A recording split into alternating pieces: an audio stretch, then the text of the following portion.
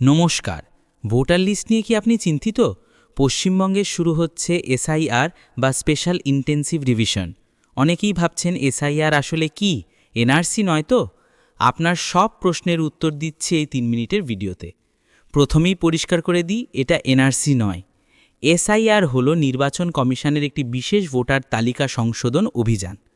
এর উদ্দেশ্য হল ডুপ্লিকেট নাম, মৃত ব্যক্তি বা যারা এলাকা ছেড়ে চলে গেছেন তাদের নাম বাদ দেওয়া এবং নতুন যোগ্য ভোটারদের নাম অন্তর্ভুক্ত করা।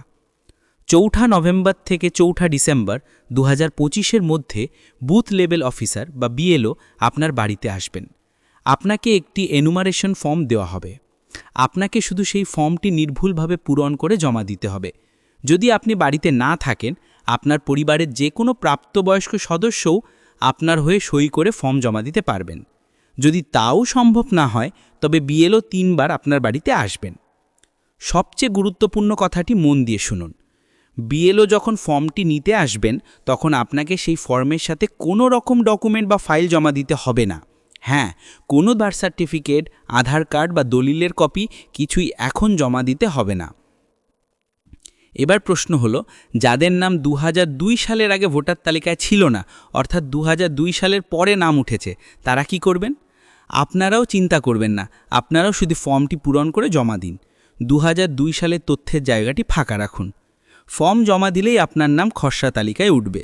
যদি ইআরও বা নির্বাচন আধিকারিকের কোনো তথ্যের প্রয়োজন হয় বা তিনি যদি সন্দেহ করেন, তবেই তিনি ৯ ডিসেম্বরের পর আপনাকে একটি নোটিশ পাঠাতে পারেন, আবার নাও পাঠাতে পারেন। নোটিশ এলেই তবেই আপনাকে প্রমাণপত্র জমা দিতে হবে, তার আগে নয়।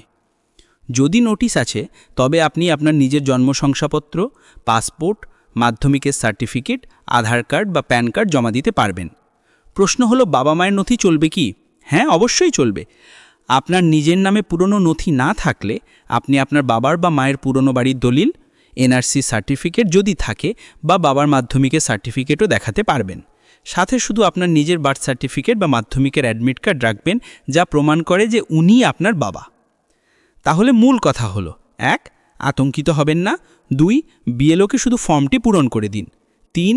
কোনো ডকুমেন্ট এখন জমা দেবেন না। ৪. নোটিশ এলেই প্রমাণপত্র জমা দেবেন। সচেতন থাকুন। ভিডিওটি শেয়ার করে সবাইকে এই সঠিক তথ্যটি জানিয়ে দিন। ধন্যবাদ।